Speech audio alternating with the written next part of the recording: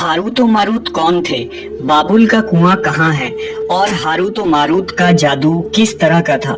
ये वो पुरअसरार सवालात हैं जिनके जवाब तो बहुत हैं और लिखने वालों ने भी बहुत कुछ लिखा है, लेकिन उन किस्से कहानियों में हकीकत को तलाश करना गहरे समुंदर से मोतियां निकालने के बराबर है। हारूत और मारूत के मुताल्लिक बुनियादी तौर पर दो तरह की रिवायतें मिलती हैं, एक वो जो कुरान और हदीस और ताबईन के अक़वाल में मौजूद है और दूसरी वो जो तौरेत और इंजील और इस्राएली रिवायतों में आती है, जबकि उन इस्राएली रिवायतों को बेशतर उलमा और मुवर्रिखीन ने तायद की है। इस वीडियो में हम उन दोनों तरह की रिवायतों और वाक़यात को मुकम्मल पेश करेंगे।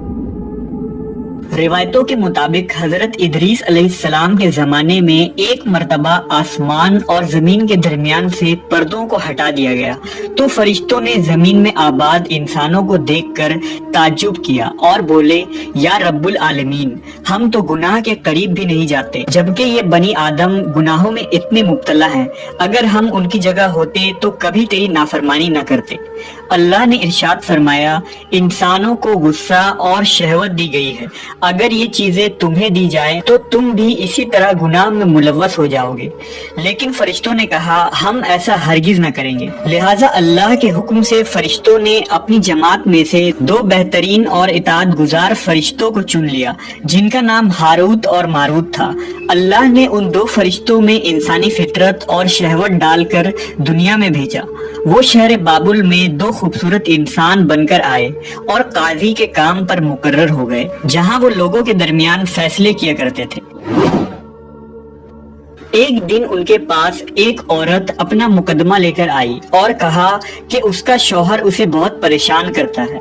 हारूत और मारूत ने जब उस औरत को देखा तो वो उसकी खूबसूरती और हुस्न से मरऊब हो गए और उस पर आशिक हो गए।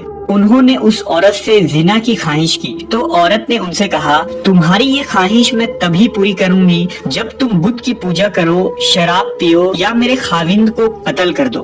हारूत और मारूत ने शराब नोशी को छोटा गुनाह समझकर पी लिया और नशे की मस्ती में दो और कबीरा गुनाह कर बैठे। उस औरत ने उनसे आसमान पर चढ़ने का अमल भी सीख लिया, जिसके जरिया वो आसमान पर जाते थे। जब औरत इस अमल के जरिया आसमान पर गई तो अल्लाह के हुक्म से उसे सितारे की शक्ल में मस्क कर दिया गया। चूंकि उस औरत का नाम ज़ोहरा था, इसलिए वो सैयारा ज़ोहरा कहलाया, जिसे आज वीनस कहते हैं। इस गुनाह की वजह से हारूत और मारूत खुद वो इसमें आजम भूल गए जिसे पढ़कर वो आसमान पर जाते थे और बतौर सजा उन्हें बाबुल के एक कुएं में उल्टा लटका दिया गया, जहां वो ता क़यामत यूं ही कैद रहेंगे।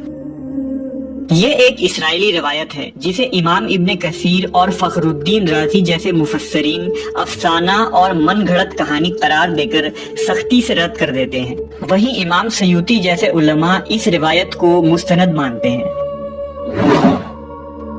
हारूत और मारूत और चाहे बाबुल के सिलसिले में एक और रिवायत कसरत से बयान की जाती है, जिसके मुताबिक एक जमाना ऐसा था जब शहर बाबुल रुए जमीन पर तहजीब और तमद्दुन का मरकज था। यहाँ के लोग बातिल खुदा की परस्तिश किया करते थे।